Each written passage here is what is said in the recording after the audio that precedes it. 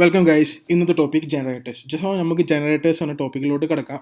So അതിന് മുന്നേ നമുക്ക് എന്താക്കാം, ഞാൻ ഇവിടെ ഉപയോഗിച്ചുള്ള കോഡാണ് ഒരു ലിസ്റ്റ് ഓഫ് നമ്പേഴ്സിനെ സ്ക്വയറായി കൺവേർട്ട് ചെയ്ത് നമ്പർ ഓഫ് വേരിയബിളിലോട്ട് സ്റ്റോർ ചെയ്യുന്നു. സോ ഇവിടെ ഞാൻ ഉപയോഗിച്ച ലോജിക്ക് എന്ന് വെച്ച് കഴിഞ്ഞാൽ സ്ക്വയർ പറഞ്ഞിട്ടുള്ള ഫംഗ്ഷൻ ഉണ്ടാവും. ആ ഫംഗ്ഷനിൽ ഒരു റിസൾട്ട് പറഞ്ഞിട്ടുള്ള ഒരു വേരിയബിൾ ഉണ്ട്. ആ വേരിയബിളിൽ ഞാൻ എന്താക്കി ഒരു നൾ ലിസ്റ്റ് ആയിട്ട് അസൈൻ ചെയ്തു. എന്നിട്ട് എന്താക്കി ഓരോ ഈ നമ്പറിലെ ഓരോ ഇറ്ററേഷനിലും ആ നമ്പറിൻ്റെ സ്ക്വയറായി കൺവേർട്ട് ചെയ്തിട്ട് അപ്പൻഡ് ചെയ്തിട്ട് അത് റിട്ടേൺ ചെയ്തിട്ട് നമ്പർ എന്നുള്ള വേരിയബിളോട് സ്റ്റോർ ചെയ്യും. സോ ആ നമ്പർ എന്നുള്ള സാധനം നമ്മൾ ഇവിടെ പ്രിൻ്റ് ചെയ്ത് കഴിഞ്ഞ് കഴിഞ്ഞാൽ ഡോണ്ട് സേവ് ഇവിടെ പ്രിൻ്റ് ചെയ്ത് കഴിഞ്ഞ് കഴിഞ്ഞാൽ എന്തായി, നമുക്ക് എന്തായി ആ ഒരു സ്ക്വയർ നമ്പേഴ്സ് നമുക്ക് കിട്ടി. സോ ഈ ഒരു ഫംഗ്ഷൻ നമുക്ക് എങ്ങനെ ജനറേറ്റേഴ്സായിട്ട് കൺവേർട്ട് ചെയ്യാം. സോ അതിന് നമുക്ക് എന്താക്കാം, ബേസിക്കലി ജനറേറ്റേഴ്സ് എന്ന് പറഞ്ഞാൽ ഒരു മെമ്മറിയിൽ സേവ് ചെയ്യില്ല. സാധാരണ നമ്മൾ ഫംഗ്ഷനൊക്കെ ഉണ്ടല്ലോ, ഇപ്പോൾ ഇവിടെ റിസൾട്ട് പറഞ്ഞുള്ള വേരിയബിൾ ഒരു മെമ്മറിയിലോട്ട് സ്റ്റോർ ചെയ്തിട്ടാണ് നമുക്ക് ആൻസർ കാണിക്കുന്നത്, സ്ക്വയർ നമ്പേഴ്സ് കിട്ടുന്നത്. പക്ഷേ ഒരു ജനറേറ്റേഴ്സ് മെമ്മറിയിൽ സ്റ്റോർ ചെയ്യുന്നില്ല. നമുക്കൊന്ന് കടക്കാം എങ്ങനെയാണ് ഇത് വർക്ക് ചെയ്യുന്നത്. സോ ബേസിക്കലി ഇപ്പോൾ ഇതൊരു ജനറേറ്റേഴ്സായി കൺവേർട്ട് ചെയ്യാൻ എനിക്ക് റിസൾട്ട് പറഞ്ഞിട്ടുള്ളൊരു വേരിയബിൾ വേണ്ട, അതേപോലെ റിട്ടേൺ പറഞ്ഞിട്ടുള്ള വേരിയബിൾ സ്റ്റേറ്റ്മെൻറ്റ് വേണ്ട, പിന്നെ ഈ ഒരു റിസൾട്ട് ഡോട്ട് അപ്പൻറ്റും വേണ്ട. സോ ഇവിടെ നമ്മളെന്താക്കി ഓരോ നമ്പേഴ്സിനും സ്കോറെ കൺവേർട്ട് ചെയ്യുന്നുണ്ട്, പക്ഷേ നമുക്ക് കിട്ടുന്നില്ല, ആൻസർ കിട്ടുന്നില്ല. സോ ഇത് നമുക്ക് ജനറേറ്റേഴ്സായി കൺവേർട്ട് ചെയ്യാം. സോ പൈത്തണിൽ നമ്മൾ ജനറേറ്റേഴ്സായി കൺവേർട്ട് ചെയ്യാൻ വേണ്ടി ഉപയോഗിക്കുന്ന ഒരു കീവേഡാണ്, അതിൻ്റെ പേരാണ് ഈൽഡ്. സോ ഈൽഡ് ഉപയോഗിച്ച് കഴിഞ്ഞാൽ ഇതൊരു ജനറേറ്റേഴ്സായി കൺവേർട്ട് ചെയ്യും. കണ്ടില്ല, ഇവിടെ ഔട്ട്പുട്ട് ഉണ്ടല്ലോ ജനറേറ്റേഴ്സ്. സോ ഈ ജനറേറ്റേഴ്സിന് നമുക്ക് ഓരോ നമ്പേഴ്സായി നമുക്ക് ഔട്ട്പുട്ട് കിട്ടണമെങ്കിൽ നമ്മൾ ഉപയോഗിക്കുന്നതാണ് നെക്സ്റ്റ് വന്നുള്ള മെത്തേഡിൽ ജനറേറ്റേഴ്സ് പാസ് ചെയ്ത് കഴിഞ്ഞാൽ ആ ജനറേറ്ററിൽ ഫസ്റ്റ് ഐറ്ററേഷൻ ചെയ്ത് കഴിഞ്ഞാൽ ഏത് നമ്പറാണ് കിട്ടുന്നത് ആ നമ്പറോട് പ്രിൻ്റ് ചെയ്യും. സോ എനിക്ക് രണ്ടാമത്തെ നമ്പർ വേണോ, മൂന്നാമത്തെ, നാലാമത്തെ, അഞ്ചാമത്തെ, ആറാമത്തെ. സോ 6 നമ്പേഴ്സ് ഉണ്ടോ, 6 നമ്പേഴ്സ് നമുക്ക് കിട്ടി. സോ ഇപ്പോൾ നമ്മൾ ഇവിടെ ഈ ഒരു ലൂപ്പ് കഴിഞ്ഞു. ഈ ലൂപ്പ് കഴിഞ്ഞ് കഴിഞ്ഞാൽ ഏഴാമത്തെ നമ്പർ ഇല്ല. സോ ഏഴാമത്തെ നമ്പർ ഇല്ലെങ്കിൽ ബേസിക്കലി ജനറേറ്റേഴ്സ് എന്താക്കും, അവിടെ ഒരു ഇറർ ആയിരിക്കും മെസ്സേജ് തരാം. സോ നമുക്ക് നോക്കി നോക്കാം. ഇവിടെ ഏഴാമത്തെ ആയിട്ട് നമ്മൾ നെക്സ്റ്റ് ഉപയോഗിച്ച് കഴിഞ്ഞാൽ ജനറേറ്റേഴ്സ് പാസ് ചെയ്യാണ്ടല്ലേ ഒരു ട്രേസ് ബാക്ക് എറർ കിട്ടിയ ആ ഇററിൻ്റെ പേരാണ് സ്റ്റോപ്പ് ഐറ്ററേഷൻ.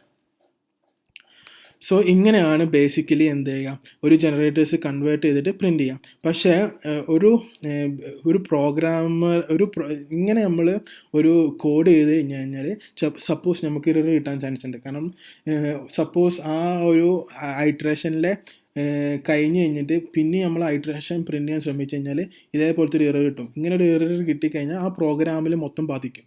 സോ നമുക്ക് ഇങ്ങനെ ഉപയോഗിച്ച് പ്രിൻ്റ് ചെയ്യുന്നതിനെക്കാട്ടിയും നമ്മൾ എന്താക്കാം, കുറച്ചും കൂടിയും ബ്യൂട്ടിഫുൾ ആയിട്ടുള്ളൊരു വേയിൽ നമുക്ക് ഇത് പ്രിൻ്റ് ചെയ്യാൻ നോക്കാം.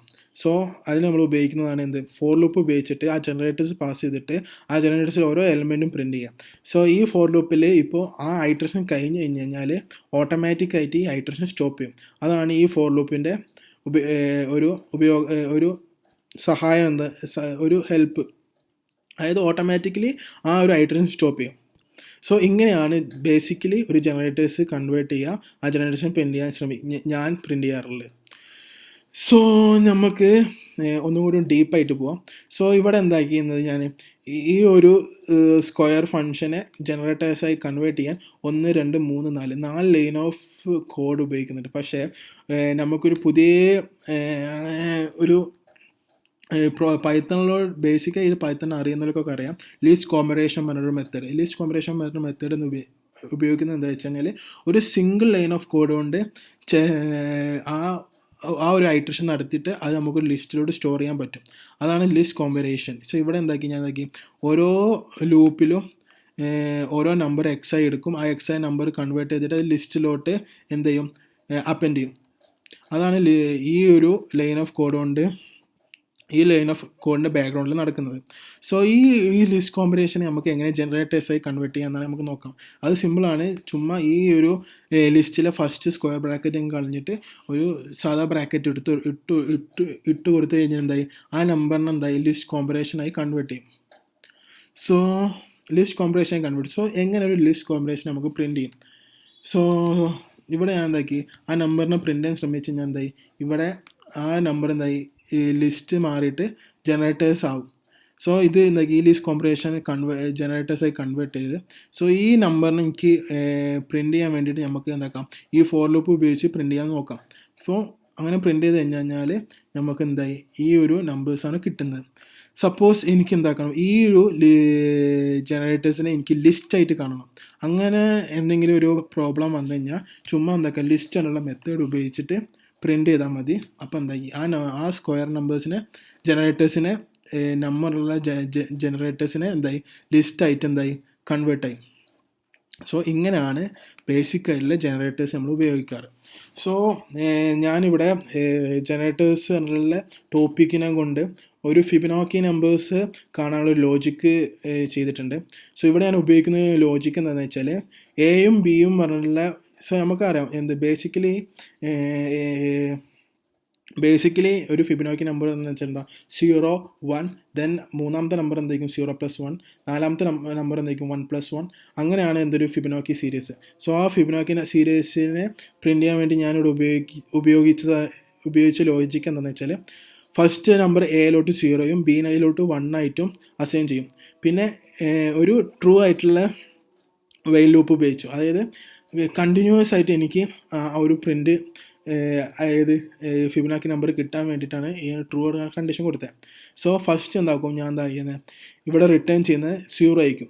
രണ്ടാമത്തെ എനിക്ക് റിട്ടേൺ ചെയ്യേണ്ടത് 1 ആയിരിക്കും. അപ്പോൾ എന്താക്കി A=B ആയി സെറ്റ് ചെയ്യും.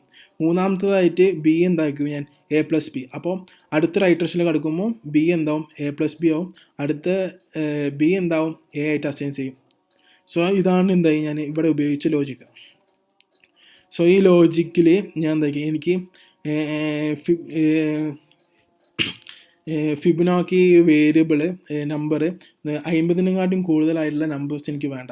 അതിന് താഴെയുള്ള എത്ര ഫിബൊനാച്ചി നമ്പേഴ്സ് ഉണ്ടോ അതാണ് നമുക്ക് പ്രിൻറ്റ് ചെയ്യേണ്ടത്. സോ അങ്ങനെ നമുക്ക് പ്രിൻറ്റ് ചെയ്യാൻ വേണ്ടിയിട്ടുള്ള ഒരു ലോജിക്കാണ് ഇത്. കണ്ടില്ലേ, ഇത് വർക്ക് ചെയ്യണമെന്ന് നോക്കിയപ്പോൾ കണ്ടോ 0+1 1+1 is 2 2+1 is 3 3+2 is 5 5+3 is 8. So ഇങ്ങനെയും നമുക്ക് എന്ത് ചെയ്യാം ഒരു ഫിബൊനാച്ചി നമ്പർ കാണാൻ വേണ്ടിയിട്ട് ജനറേറ്റേഴ്സ് ഉപയോഗിക്കും. സോ ഈ ജനറേറ്റേഴ്സ് ഇവിടെ ഉപയോഗിച്ച് കഴിഞ്ഞുള്ള ഒരു സഹായം എന്താണെന്ന് വെച്ച് കഴിഞ്ഞാൽ സപ്പോസ് എനിക്കിപ്പോൾ ഒരു